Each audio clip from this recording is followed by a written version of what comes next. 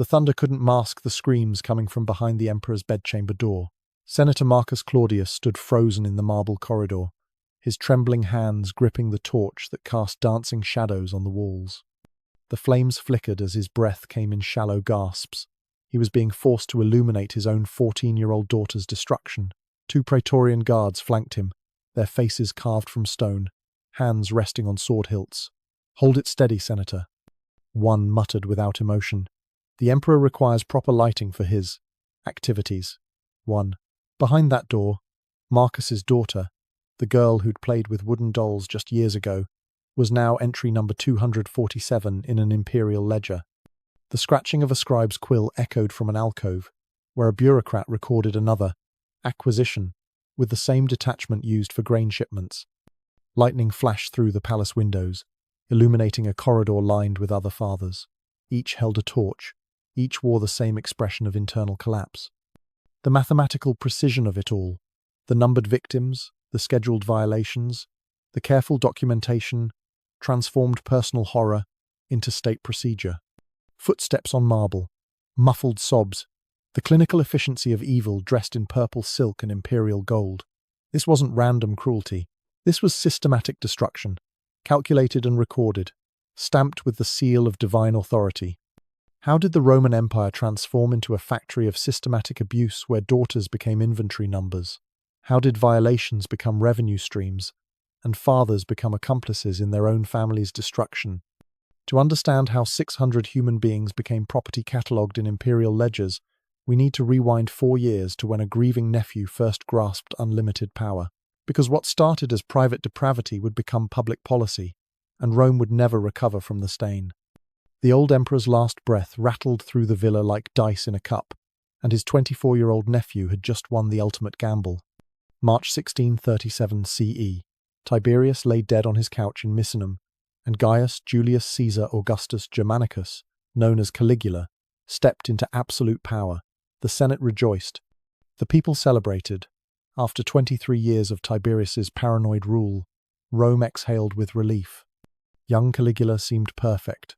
Son of the beloved general Germanicus, raised among soldiers who gave him his nickname, Little Boots, he possessed charm that could melt marble statues. His first acts sparkled with generosity bonuses for soldiers, tax cuts for citizens, gladiatorial games that lasted for days. "Our prayers are answered," senators whispered in the forum. "The grandson of Augustus will restore Roman dignity." But behind his generous smile, palace slaves had already begun disappearing. The transformation started subtly. A serving girl named Claudia failed to appear for morning duties. Then 2 kitchen slaves vanished. The overseer assumed they'd fled until their bodies surfaced in the Tiber, bearing marks that made hardened soldiers blanch. Power corrupts gradually, then suddenly. For Caligula, that moment came 6 months into his reign. October 37 CE, he fell mysteriously ill. For weeks, Rome held its breath as their young emperor battled fever. Prayers rose from every temple. When he recovered, citizens slaughtered cattle in thanksgiving. But something had changed behind those fever-bright eyes. "He returned different," wrote the historian Suetonius, as if the illness had burned away his humanity. The first senator's wife wouldn't vanish for another 3 months. But palace insiders later testified that Caligula's recovery marked the beginning. He'd tasted death and emerged convinced of his own divinity.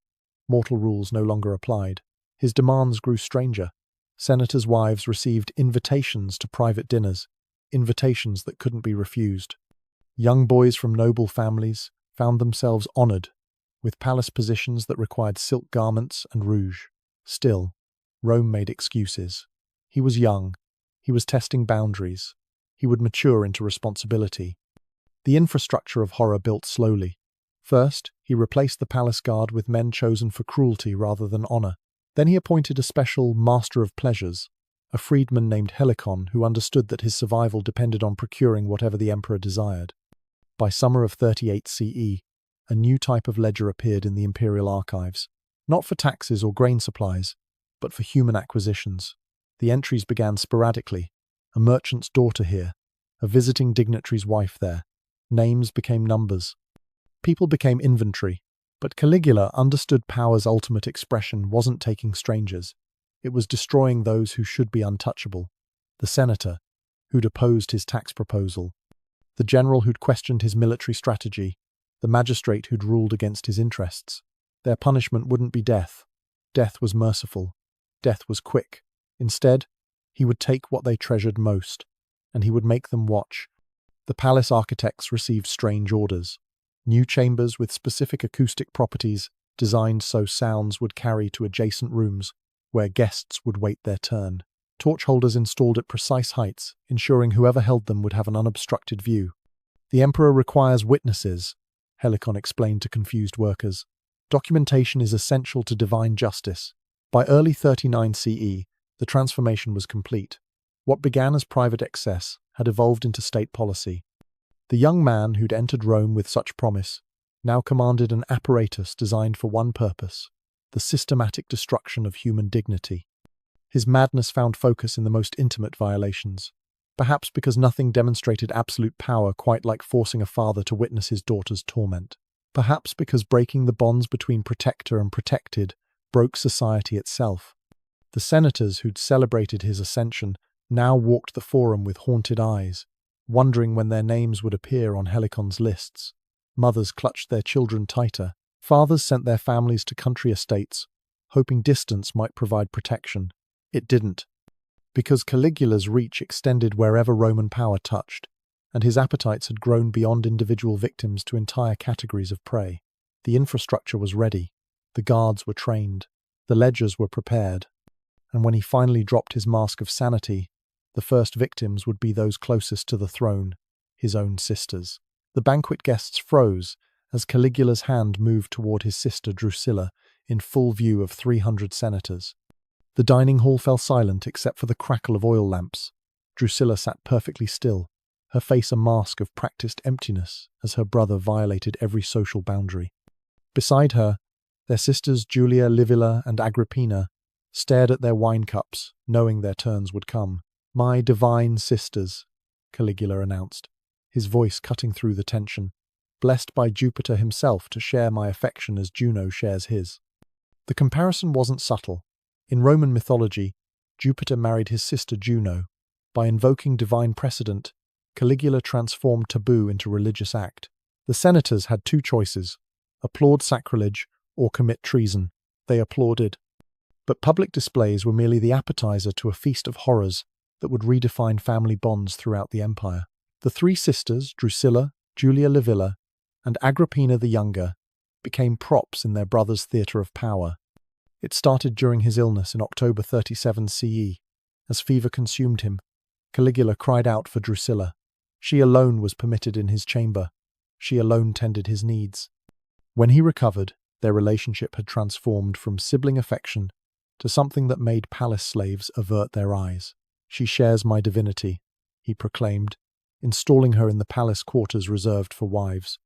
Her husband, Lucius Cassius Longinus, received a distant governorship, a mercy compared to what later husbands would endure. The systematic abuse followed patterns: morning audiences where Drusilla sat beside him while senators presented petitions. Afternoon, religious ceremonies, where all three sisters participated in rites that mocked every Roman value. Evening banquets, where their humiliation became dinner entertainment. Marcus Lepidus, engaged to Drusilla, learned the price of proximity to power. Forced to accept his betrothed's new role, he chose survival through compliance. His letters from this period, discovered centuries later, reveal a man slowly losing his sanity. "I smile. I nod. I pretend not to see. What else can mortal men do when gods play their games?" But Caligula's perversion served larger purposes than mere gratification. Every senator who witnessed these displays became complicit through silence. Every wife who attended these banquets, knowing what would occur, became part of the machinery of normalization. The sisters themselves developed different survival strategies. Drusilla embraced numbness, becoming the hollow vessel her brother required. Julia Livilla tried defiance until public punishment taught her the price of resistance. Agrippina, the cleverest, played the long game, storing every humiliation for future revenge. What happened during the private ceremonies would make seasoned soldiers turn away, according to palace guards who later testified. The religious rites required attendance from selected witnesses, usually men who'd opposed Caligula in the Senate. They stood in corners, forbidden to leave or look away, as the emperor demonstrated his ownership of divine bloodlines. "If I can do this to my own sisters," the message rang clear, "imagine what awaits your daughters." The documentation of these acts revealed bureaucratic precision. Palace scribes recorded dates, times, participants, and ceremonies performed. These ledgers, partially recovered from the imperial archives, read like instruction manuals for systematic abuse. Entry after entry, reducing human trauma to administrative notation. Then came the pregnancy. When Drusilla's condition became apparent in mid-38 CE, Caligula declared it a divine miracle. "She carries a god," he proclaimed. "Our child will rule heaven and earth." The Senate voted to honor the unborn. Priests offered sacrifices for its health, all while knowing the father paraded his crime as religious duty. Drusilla died in June 38 CE, possibly from complications, possibly from poison, the truth buried with her. Caligula's grief exploded into madness. He declared her a goddess, built temples in her honor, and required all Romans to swear oaths by her divinity. But grief didn't end the abuse. It intensified it. Julia Livilla and Agrippina now carried their dead sister's burden. The ceremonies continued, but with an added element. They must embody Drusilla's spirit during religious rites, wear her clothes, speak in her voice, pretend the goddess lived through their suffering. The psychological torture exceeded the physical. To resist meant death. To comply meant participating in their own degradation while impersonating their dead sister. The impossible choice broke something fundamental in Roman society's understanding of family, divinity, and power. Because when Drusilla died, her deification would transform victim worship into state religion, and her sisters would play the goddesses in their own torment. The imperial accountant dipped his quill and wrote, "Female property acquired today, 12 senators' daughters, 8 equestrian wives, ages 13 to 31. The scratching echoed through the marble chamber, where Gnaeus Sabinus, master of imperial accounts, transformed human beings into inventory. His ledgers, recovered from the palace ruins, reveal the mathematical precision of Caligula's depravity. Each entry catalogued with the same detachment used for grain shipments or tax collection. Item 201. Julia Marcella, 19, daughter of Senator Marcus Marcellus. Acquisition date, Kalends of Martius. Purpose, divine service. Status, processing. The language stripped humanity from horror. Acquisition meant armed guards seizing women from their homes. Divine service meant forced servitude. Processing meant the systematic breaking of human spirits until compliance replaced resistance. By 39 CE, these ledgers documented 300 women and 300 boys, exact numbers that suggest quotas, rather than random cruelty. The emperor had industrialized human trafficking with the efficiency Rome typically reserved for aqueduct construction. But acquisition was only the first column in these hellish ledgers. Sabinus developed an entire accounting system for human inventory that would make modern corporations envious. Categories included age, physical characteristics, family status, origin, compliance rating, revenue generated. Yes, revenue, because Caligula's innovation extended beyond personal control to profit. The service tax, vectigul ex capturis, transformed forced labor into income stream.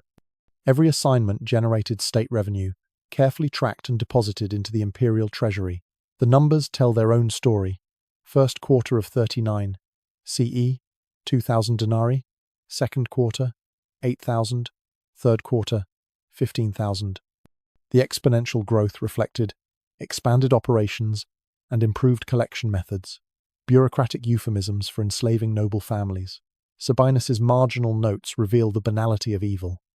Suggest increasing inventory before festival season. Higher revenue from younger categories recommend focus on new acquisitions. Senator Flavius's wife generated exceptional, returns similar profiles requested. The selection process followed careful patterns. Political opponents saw their families targeted first. A senator votes against imperial policy, his daughter's name appears in the ledgers within days. A merchant questions tax rates, his wife joins the inventory. A magistrate rules unfavorably, his entire household faces acquisition. But the true innovation lay in systematization.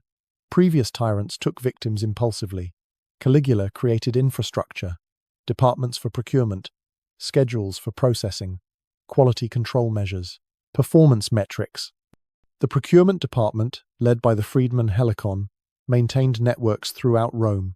Informants identified targets, scouts confirmed details, strike teams executed acquisitions, each step documented, reviewed, optimized. Processing followed industrial logic. New acquisitions underwent orientation, a week of psychological conditioning designed to eliminate resistance, isolation, deprivation, repeated indoctrination, forced viewing of others' compliance. By day 7, most accepted their new reality. The assessment process would make any evaluation seem dehumanizing by comparison. Victims lined up while assessors recorded details for assignment purposes. Scribes noted everything in duplicate, one copy for immediate use, another for the permanent archives. Item 247. Claudia Quinta, 14, daughter of Senator Marcus Claudius. Height, 5 cubits. Age verified. Origin, senatorial class. Classification, restricted assignment, designated for special imperial attention. The classification system revealed horrific precision. Restricted assignment meant victims reserved for the emperor's personal attention. Standard assignment included general palace service. Utility assignment designated those for manual labor. Each grade reflected different fates, generated different outcomes. Quality control ensured systematic compliance. Palace overseers submitted regular reports. Negative assessments resulted in retraining. Positive reports earned victims marginally better conditions, an extra meal, a cleaner cell, a day without duties. The performance metrics tracked everything: processing rates, compliance percentages, utilization statistics, attrition rates, their term for victims who died or became unable to continue. Sabinus treated human destruction like a business optimization problem. Monthly reports went directly to Caligula, who reviewed them with the same attention he gave military dispatches. He demanded increased efficiency, higher revenues, expanded operations. The emperor, who claimed divinity, spent hours analyzing spreadsheets of human misery. The permanent archives ensured no escape through anonymity. Every name, every assignment, every transaction preserved for eternity. Families couldn't pretend it hadn't happened. Victims couldn't hide their shame. The documentation itself became another weapon of control. Because documentation transforms atrocity into administration, it makes the unthinkable routine. It allows evil to hide behind procedure and protocol. And every woman catalogued in those ledgers would soon face the same ritual standing before imperial assessors who would determine their fate. Lady Claudia's hands trembled as she stood before the imperial assessors. 30 senatorial wives waited behind her in the evaluation chamber. The inspection chamber stretched long and narrow, designed for systematic assessment of new acquisitions. Torches lined the walls at precise intervals, ensuring clear visibility for the scribes who documented every detail. The floor, polished to mirror brightness, reflected the terror of those who stood upon it. "State your name and lineage," barked Helicon, the master of pleasures. "The divine emperor requires accurate records." Claudia's voice barely rose above a whisper. "Claudia Quinta, wife of Senator Lucius Calvus, daughter of the Quintus family." Her husband, Senator Lucius Calvus, stood with other husbands behind iron bars at the chamber's end. Their presence wasn't accidental. Forcing them to witness their wives' evaluation multiplied the humiliation. Some wept silently, others stared at walls. All understood that protest meant their daughters would join the line. The assessment began with basic documentation: age, origin, family connections, political affiliations. The scribes' quills scratched relentlessly, recording information in their specialized notation. Every detail mattered for proper classification and assignment. Caligula emerged from his viewing throne, purple silk rustling as he descended. He moved with theatrical precision, each step calculated for maximum intimidation. The assessment would determine each woman's fate within his twisted system. "You will be evaluated for imperial service," he announced. "Your cooperation ensures your family's continued prosperity. Resistance brings consequences." The evaluation process followed established protocols. Physical health assessment checking for diseases or conditions that might affect service capacity. Mental evaluation determining intelligence levels and psychological stability. Skills assessment, noting any special talents or training that might prove useful. Claudia answered questions about her education, her household management experience, her language abilities. The scribes recorded everything, building profiles that would determine assignments. A woman fluent in multiple languages might serve as translator. One skilled in mathematics could work in accounting. Those with no special skills faced general service. Next, Caligula commanded, after completing Claudia's initial assessment. Julia Tertia, 23, married only 6 months, stepped forward. Her husband's anguished expression revealed his helplessness as she underwent the same humiliating evaluation. Questions about her background, her skills, her family connections, all documented for future use. The assessment categories revealed systematic classification: educational level, basic, moderate, advanced, special skills, languages, arts, mathematics. Physical health: excellent, good, acceptable.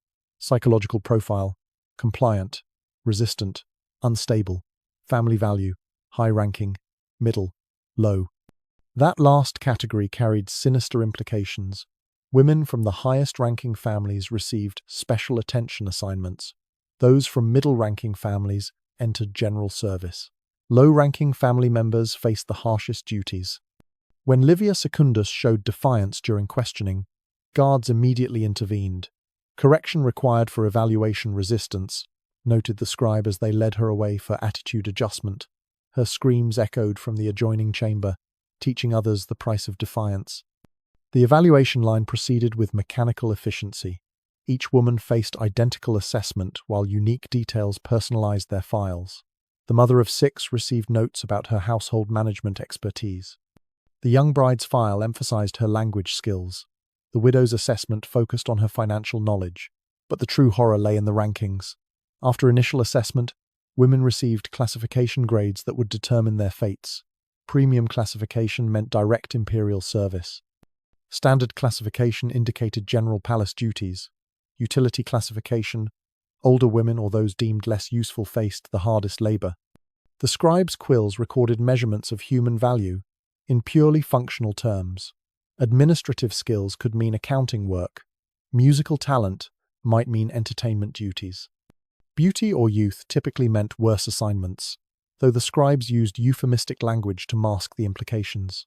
Senator Calvus watched his wife receive utility classification, a mercy perhaps, though her face crumbled at being deemed unworthy, even for the emperor's twisted purposes. Beside him, young Marcus witnessed his bride classified as premium, her youth and beauty marking her for personal imperial attention. The documentation process concluded, with individual profiles detailed written descriptions, ensuring no victim could escape through anonymity. Height, weight, coloring, distinguishing features, all preserved in duplicate.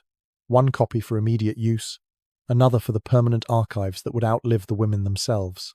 By afternoon's end, 30 more names filled the ledgers. 30 families shattered.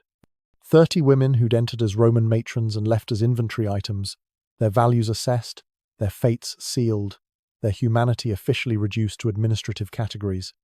Those who scored highest on assessments wouldn't just serve the emperor. They'd be enrolled in an institution that would forever stain the concept of divine service. The building bore the inscription, Temple of Divine Service, but the activities within mocked everything sacred about Rome's religious traditions. Caligula had transformed the palace's east wing into Rome's most exclusive center of forced servitude, where senatorial wives and daughters labored under religious pretense. The entrance displayed marble statues of goddesses, their faces recarved to match the women forced to work inside. Incense burned to create an atmosphere of sanctity, while masking the reality of systematic exploitation. 40 senatorial women staffed this temple at any given time, their rotation carefully managed to prevent deaths from exhaustion. The selection favored those who'd scored high in evaluations but shown resistance, breaking the spirited ones provided additional satisfaction for the emperor. The appointment system ran with military precision. Those seeking imperial favor received ivory tokens bearing times and chamber assignments. They entered through a reception area decorated with religious imagery, maintaining the fiction that they participated in sacred rites rather than exploitation. "Welcome to the goddess's service," greeted the reception attendant, a eunuch whose survival depended on flawless administration. "Your offering has been prepared in Chamber 12. May your worship please the divine emperor." The appointment schedules, preserved in palace archives, Read like Senate roll calls. Tuesday, Senator Quintus, purchasing protection for his grain contracts. Wednesday, Merchant Flavius, seeking tax relief. Thursday, General Cassius, negotiating his son's military commission. Each name represented a man forced to participate in the system to secure his family's future. The chambers themselves mixed luxury with degradation. Silk cushions and golden lamps couldn't disguise the reality of forced servitude. Women arrived prepared by slaves who styled their hair and dressed them in costumes that mocked their former dignity. Julia Marcella, wife of Senator Marcellus, left testimony carved into her cell wall. 4th week of service. 12 appointments daily. I recite poetry to maintain sanity. They've stopped feeding those who resist. Cornelia died yesterday. They made us watch her burial to show what happens to those whose bodies fail. The pricing structure revealed corporate thinking. Premium appointments cost 500 denarii more than a soldier's annual salary. Standard rates ran 200 denarii. Volume discounts encouraged frequent participation. Special packages included various experiences designed to maximize both profit and degradation. But the true innovation was forcing clients to document their visits. Written records, filed in duplicate, created permanent archives of participation. These documents ensured complicity men who might later oppose the emperor faced blackmail through their documented involvement. These records, partially recovered from ruins, provide horrific insight into normalized atrocity. Service adequate, but worker showed insufficient enthusiasm. Recommend additional motivation. Worker performed required duties but spoke excessively. Suggest disciplinary measures. Young worker exceeded expectations. Her tears added authenticity to the divine experience. Revenue flowed continuously. The temple generated 50,000 denarii monthly, more than many provincial treasuries. Caligula reviewed earnings personally, demanding increased efficiency, longer hours, higher prices, more women working simultaneously. The true horror wasn't the institution itself, it was who was forced to manage it. The emperor appointed Senator Gaius Piso as divine overseer, forcing a respected statesman to administer the exploitation of his peers' wives. Piso's duties included scheduling appointments, managing discipline, and ensuring revenue targets. His own wife worked in Chamber 3. His journal, discovered centuries later, chronicles descent into madness. Day 47. Assigned Marcellus's wife to the Thracian ambassador.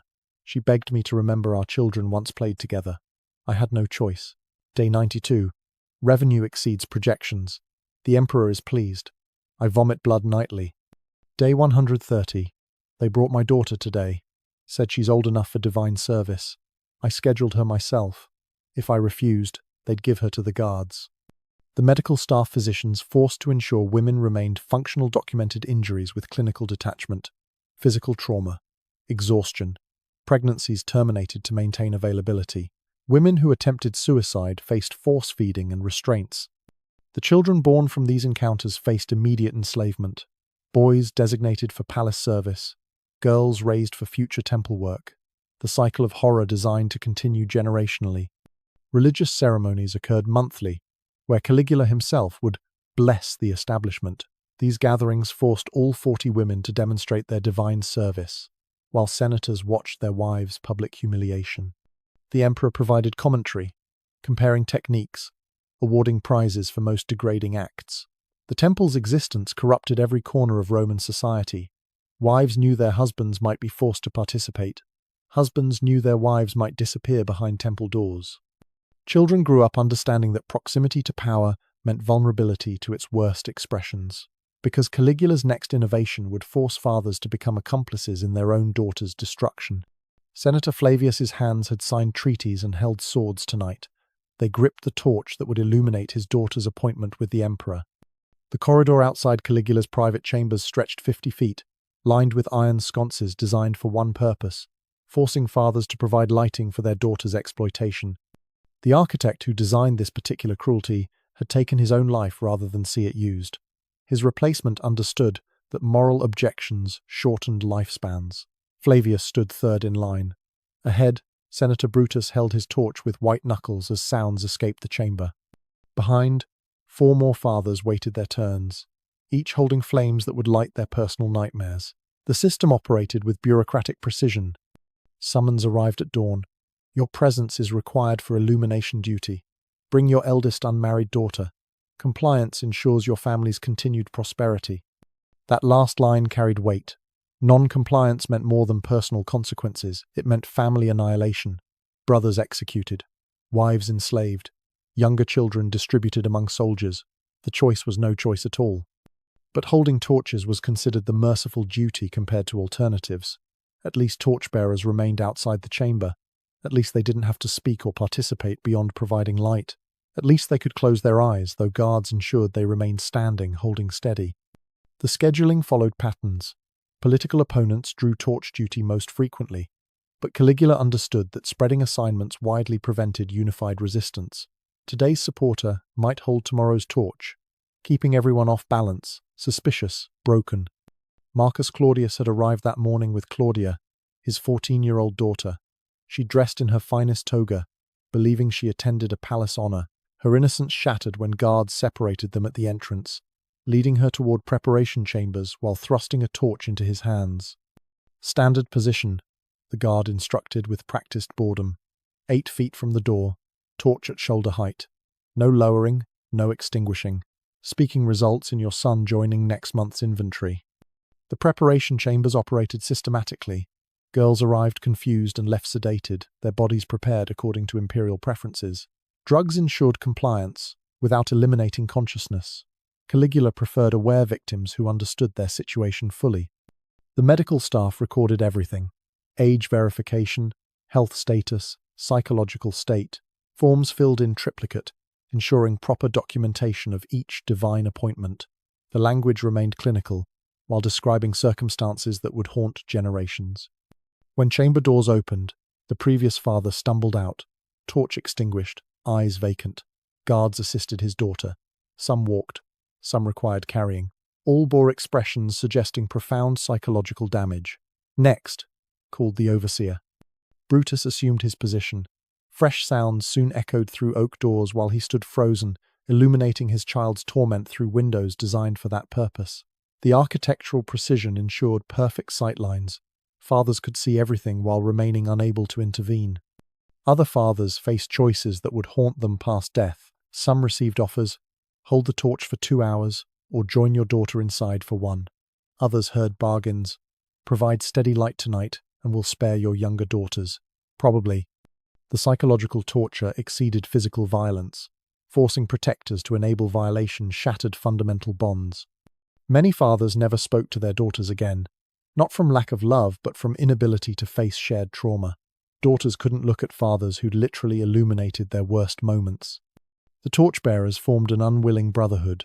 They passed in the forum with knowing glances, understanding what others had endured. Some drank themselves to death, others fell on swords. Most simply continued existing, hollow men going through motions of life. One father, Quintus Maximus, left graffiti in the waiting corridor. "We are the damned who breathe, the dead who walk, the fallen who failed our sacred duty. May the gods forgive what emperors compel." The torch duty extended beyond individual horror to social control. Every senator knew it could be his turn tomorrow. Every father looked at his daughters differently, seeing not children, but potential victims. The mere existence of the torch system poisoned family relationships throughout Rome.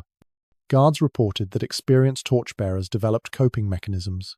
Some recited poetry silently, others calculated mathematical problems, anything to create psychological distance from immediate horror. But the sounds always penetrated such defenses. The ritual concluded with bureaucratic efficiency. Daughters, traumatized and damaged, reunited with fathers who'd watched it all. No words exchanged. What could be said? Guards provided documentation confirming duty completed and ensuring tax exemptions for compliance. Fathers and daughters left the palace separately, forever divided by shared trauma. The walk home stretched infinitely. Each step weighted with unspoken horror. And those forced to watch were the fortunate ones. The dinner parties required a different kind of participation entirely. The wine goblets trembled as Caligula returned to the dining hall, adjusting his toga while preparing to discuss Senator Brutus's wife's performance. The imperial dinner parties followed scripts more precisely choreographed than any theatre production.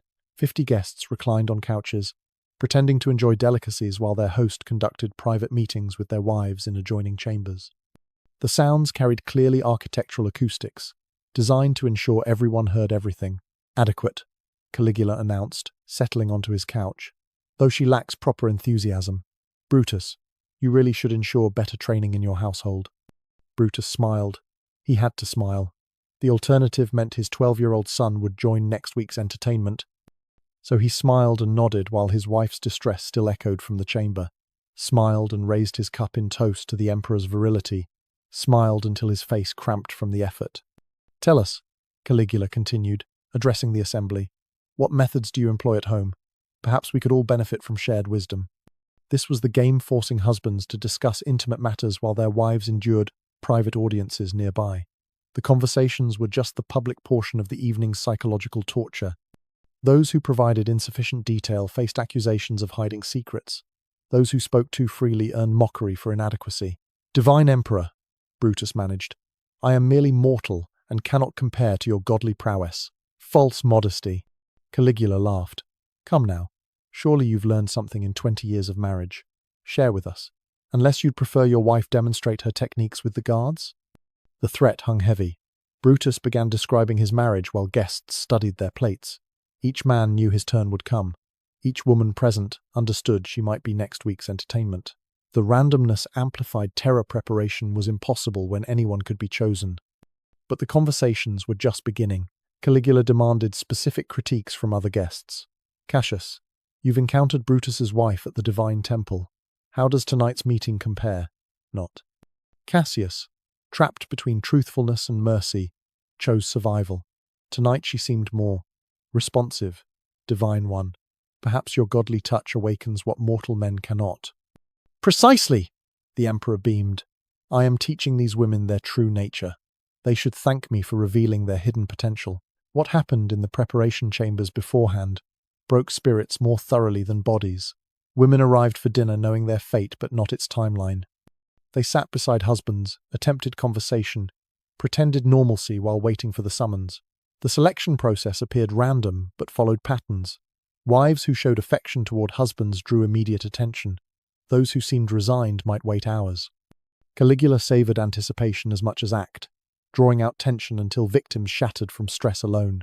When chosen, women rose on trembling legs and walked to chambers while husbands remained seated. Guards ensured no one looked away. The meal continued, servants pouring wine, musicians playing, conversations resuming with desperate artificiality, all while screams provided counterpoint to liars.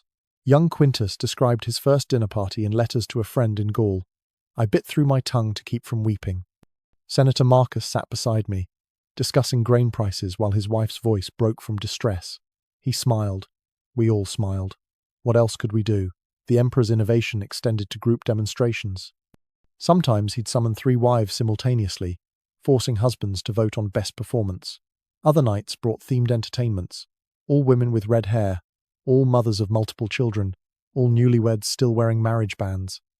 The voting system epitomized psychological torture. Husbands ranking their peers' wives, knowing their own spouses faced similar judgment. Winners received marginally better treatment. Losers faced public repetition until improvement showed. The documentation preserved every vote, every ranking, every shameful capitulation to survival. Between courses, Caligula provided commentary, details of each woman's responses, comparisons to previous victims, suggestions for husbands on improving their wives' performances. The clinical discussions of assault as dinner conversation normalized atrocity through repetition. Some husbands broke. Senator Aurelius began laughing hysterically during his wife's ordeal, the sound continuing until guards removed him. He spent remaining days in asylum, laughing at shadows. Others chose wine drinking themselves, unconscious to escape awareness, though this risked accusations of disrespect. The parties concluded with a final innovation, gratitude speeches. Husbands thanked the emperor for honoring their wives. Wives, returned, traumatized and damaged, thanked him for divine attention. The words stuck in throats but emerged anyway, survival depending on convincing performances. Documentation requirements added final insult. Guest lists, meeting details, performance rankings, all recorded for posterity. Families couldn't pretend it hadn't happened when official records detailed every degradation. Yet even these horrors paled compared to what he'd do to the children, especially after he developed the breeding programs. The physician's notes were clinical. Subject 142. Optimal health indicators suggest high productivity potential for imperial service offspring. Dr. Lucius Scriptor had trained at Alexandria's renowned medical school to heal the sick. Now he evaluated women like livestock, calculating their capacity to produce children for an emperor who viewed forced reproduction as resource management.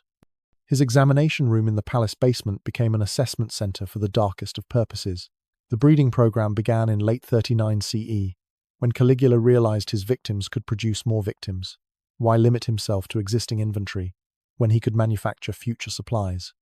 The logic, horrified in its simplicity, transformed women into production facilities, children into guaranteed servants. Subject 142 was Julia Tertia, 19 years old, daughter of a senator who'd questioned imperial spending. She lay on the examination table while Scriptor conducted tests that would determine her reproductive fate. Physical measurements indicated childbearing capacity. Medical history confirmed fertility. Family background suggested strong offspring. Excellent specimen, he dictated to scribes. Recommend immediate assignment to breeding protocols. Suggest pairing with robust stock for optimal results. Multiple offspring achievable before age-related decline. The selection process operated through divine unions, forced pairings designed for optimal offspring. Women received notification of their assigned partners, meeting them for the first time in breeding chambers witnessed by medical staff, who documented each encounter for conception probability.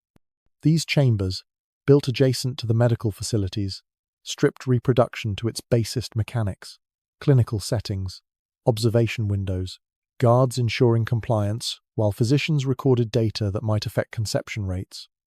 Maria Claudia, assigned to produce sons for the Praetorian Guard, endured 8 different partners over 6 months. Her journal, hidden in wall cracks and discovered during renovations, provides rare first-person testimony. Third assignment today: a soldier who speaks no Latin. We avoid eye contact. The physicians discuss timing while guards ensure proper procedure. I recite poetry in my mind. Mother's favorite verses. Anything to be elsewhere. When pregnancies occurred, monitoring intensified. Special diets to ensure healthy offspring. Restricted movement to prevent miscarriage. Regular examinations documenting fetal development. Women became vessels, their humanity irrelevant beyond biological function. The children born from these programs faced predetermined fates based on gender and characteristics. Boys showing strength entered military training at age 5. Those with delicate features faced different preparations for palace service. Girls deemed attractive joined preparatory programs. Others became household slaves. Documentation revealed industrial efficiency. Breeding outcomes tracked across generations. Successful pairings repeated. Failed combinations discontinued. Women who produced multiple healthy offspring received marginally better treatment. Extra food, cleaner quarters, occasional rest days between pregnancies. Dr. Scriptor's medical notes grew increasingly detached as moral numbness replaced his Hippocratic oath. Subject 89 has produced 4 viable offspring. Recommend continued breeding despite advanced age. Subject 203 miscarried twice, reassigned to general service. Subject 156 died in childbirth but infant survived. Acceptable loss ratio. The reproductive coercion extended beyond simple breeding. Caligula experimented with bloodlines like a demented scientist. Could senators' daughters paired with gladiators produce perfect warriors? Would Egyptian-Roman combinations create exotic beauty? His theories, documented in breeding ledgers, reduced human genetics to livestock improvement. Women who resisted faced pharmaceutical compliance. Roman physicians possessed herbs that could influence fertility, increase conception odds, or ensure docility during breeding sessions. The medical staff perfected dosages, turning reproductive assault into chemical inevitability. The offspring tracking system assigned numbers at birth. No names until age 5 when survival seemed likely. Those who died early and mortality rates reached 40% simply vanished from ledgers. Mothers often never learned their children's fates, separation occurring immediately after weaning. Some women found ways to resist: secret herbal contraceptives, self-induced miscarriages. One group discovered that extreme starvation prevented conception, choosing slow death over producing future victims. When discovered, force-feeding ensured survival, and punishment ensured compliance. The breeding facilities expanded monthly. New examination rooms, larger holding areas, dedicated nurseries for offspring awaiting classification. What began as perverted experiment evolved into systematic human manufacturing, reducing reproduction to industrial process. Scientific language disguised atrocity became the program's hallmark. Physicians discussed optimal breeding windows and genetic compatibility, while forcing teenagers into reproductive slavery. Medical precision masked moral abomination, allowing educated men to commit horrors through professional detachment. And while women endured forced breeding, their young sons faced a different transformation, one that would strip away their very identities. Marcus Quintus was 12 when guards seized him from his father's villa. By nightfall, cosmetics and silk had transformed him into something unrecognizable. The transformation chamber occupied the palace's north wing, where young boys from noble families learned their new identities as feminized servants. Mirrors lined every wall, forcing victims to witness their own metamorphosis. Cosmetic specialists worked with mechanical precision, creating living dolls from children. Marcus had been studying rhetoric that morning, preparing for his eventual Senate career. His father's criticism of grain distributions had sealed his fate instead. Now hairdressers wove flowers into his locks while seamstresses adjusted silk garments that emphasized his slight frame. "Hold still," commanded the overseer, a eunuch named Tikon who'd survived by perfecting others' transformation. The divine emperor expects perfection. Movement results in punishment. The process followed established protocols. First, removal of all masculine clothing burned before their eyes, to symbolize identity's death. Then cleansing baths with perfumed oils that marked them as palace property. Finally, the dressing, each garment chosen to maximize feminine illusion. These boys, aged 10 to 15, joined Caligula's collection of 300 male attendants, his term for feminized children who served various palace functions. Some became cupbearers at dinner parties, others provided entertainment at private gatherings. The unfortunate drew personal imperial attention. The training program broke spirits through systematic humiliation. Boys learned to walk with feminine grace or face punishment. They practiced speaking in higher registers until voices cracked from strain. Dancing lessons emphasized movements that pleased viewers, while destroying childhood innocence. Gaius Maximus, 13 and son of a disgraced general, left scratched testimony on dormitory walls. Day 23. They made me perform for father's enemies while wearing mother's jewelry. Tomorrow I serve wine at the feast. I pray for poison in my cup. The presentation system revealed which families had fallen from favor. Every week, newly transformed boys stood on platforms while potential patrons evaluated them. Senators seeking imperial favor selected colleagues' sons. Merchants bought access through children's innocence. The selections proceeded with casual cruelty discussions of boys' qualities, as if examining merchandise. Documentation preserved every transaction. Lot 17. Previously, Marcus Quintus, now called Flora, age 12. Excellent condition. Skilled in dance and service. Minimum selection fee 1,000 denarii. The language stripped humanity while emphasizing youth as commodity. Some boys adapted through dissociation, creating alternate personalities who could endure what their true selves couldn't. Others found protection through particular patrons, the lesser evil of single assignment versus communal use. A few discovered that exceptional beauty or talent might mean survival, though at costs that destroyed souls. The dormitories, where they lived between assignments, resembled twisted schools. Lessons in cosmetics application, training in proper comportment, punishment for any display of masculine behavior. Boys caught playing rough games faced public discipline. Those who refused feminine dress endured starvation until compliance seemed preferable to death. Medical examinations added another humiliation layer. Physicians checked for diseases, documented physical development, and ensured boys remained suitable for service. The clinical violations, recorded in medical archives, treated children as inventory, requiring regular maintenance. Parents sometimes glimpsed their transformed sons at palace functions. Senator Claudius described seeing his boy, renamed Lily, serving wine in transparent silk. I didn't recognize him until he spilled wine. His hand trembled exactly as it did when nervous about lessons. My warrior son reduced to painted decoration. I withdrew to vomit. The psychological warfare extended to names. Boys lost their proud Roman identifiers, Marcus, Gaius, Lucius, replaced with feminized names or flower references. The constant use of new names eroded old identities. After months, some boys forgot their birth names entirely. Resistance meant escalating punishment. First offense, public humiliation. Second, isolation and deprivation. Third, assignment to soldiers' barracks, where hundreds used one small body until it broke. The examples ensured compliance from others who chose degrading survival over destructive defiance. The aging out process provided false hope. Boys too old for feminine illusion, usually by 16 faced transition to different service. Some became eunuchs for permanent palace roles. Others joined specialized service areas. The lucky few gained freedom through patrons' influence, though freedom meant carrying permanent shame. Completion ceremonies mocked traditional Roman coming-of-age rites. Instead of receiving togas marking manhood, boys modeled final feminine costumes before reassignment. Families could purchase their sons' freedom for exorbitant sums if they could bear welcoming back what remained. These presentation platforms revealed which families had fallen from favor, their sons transformed into living symbols of imperial dominance. Yet all these systematic horrors were building toward one night when the entire diseased apparatus would focus on a single father, a single torch, and a single innocent girl. Marcus Claudius had criticized one tax policy too many. Now thunder shook the palace as guards separated him from his 14-year-old daughter.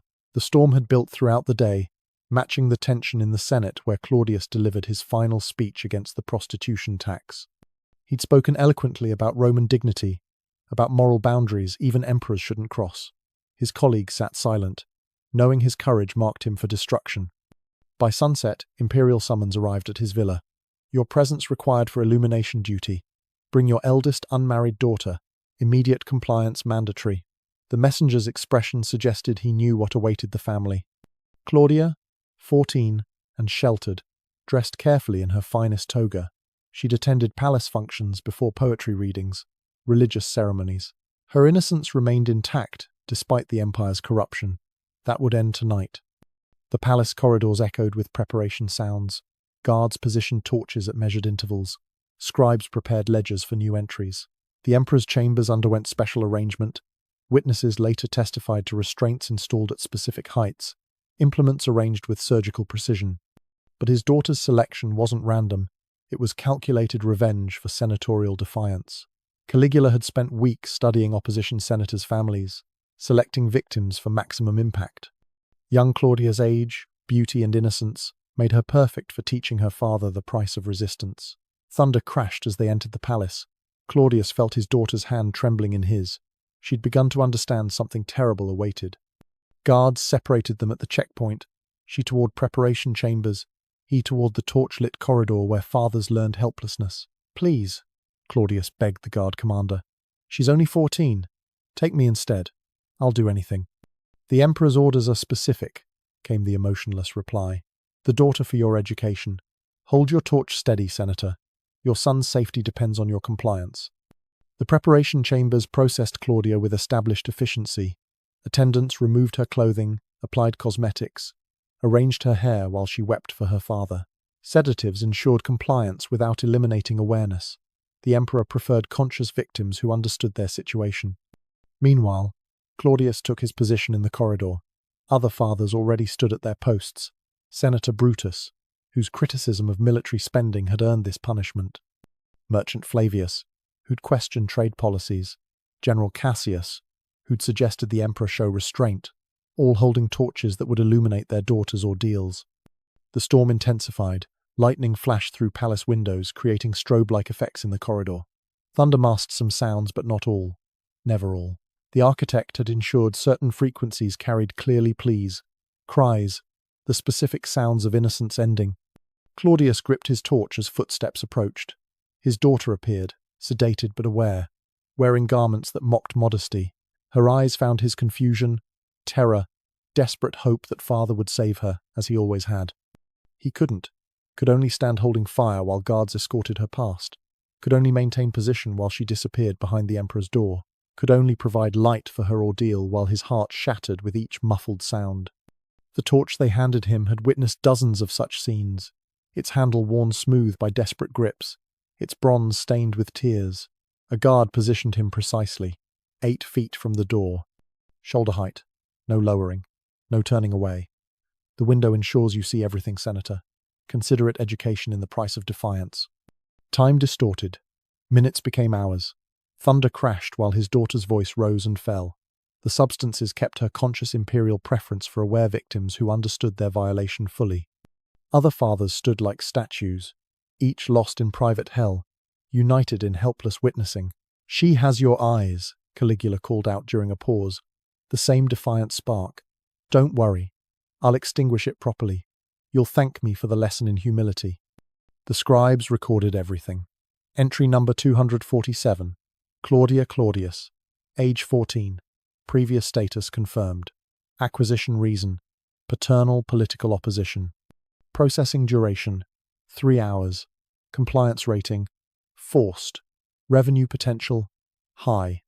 Claudius later testified that he counted heartbeats to maintain sanity, calculated mathematical problems, recited every poem memorized since childhood, anything to create mental distance from immediate horror. But mathematics couldn't block his daughter's voice calling for him. The system's cruelty lay in its precision, father's position to see without intervening, daughters aware of paternal presence without possibility of rescue, the violation of both through forced proximity destroying protector and protected simultaneously. Lightning illuminated the corridor in harsh flashes. Claudius saw his reflection in polished marble, a broken man holding fire for darkness. The guard's whispered reminder, "Steady, Senator. You wouldn't want your younger daughter joining next month's inventory." The torch illuminated more than a chamber. It revealed the complete collapse of everything Rome claimed to represent. The thunder peaked as Claudia's distress reached crescendo. Marcus Claudius stood frozen, his torch illuminating the window that revealed too much. His daughter's eyes found his through that terrible glass, not accusing but desperate, still believing father might somehow intervene.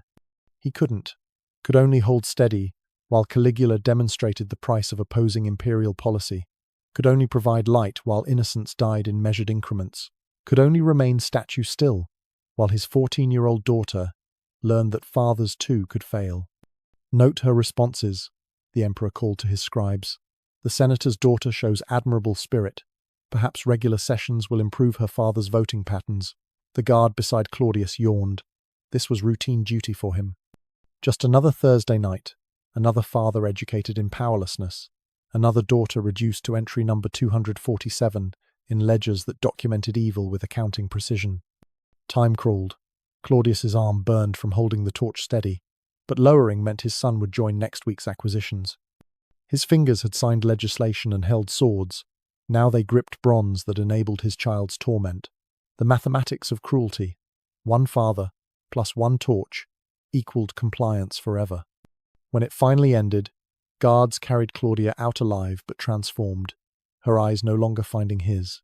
The metamorphosis was complete.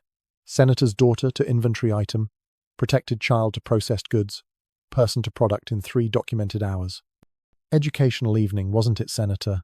The guard collected the torch with practiced efficiency. Your receipt of completion guarantees your family's safety. This month, probably. Claudius stumbled from the palace into storm-cleared night. His daughter followed later, escorted by slaves who'd cleaned evidence but couldn't cleanse memory. They walked different routes, home parallel paths that would never again converge. Some distances couldn't be crossed once created.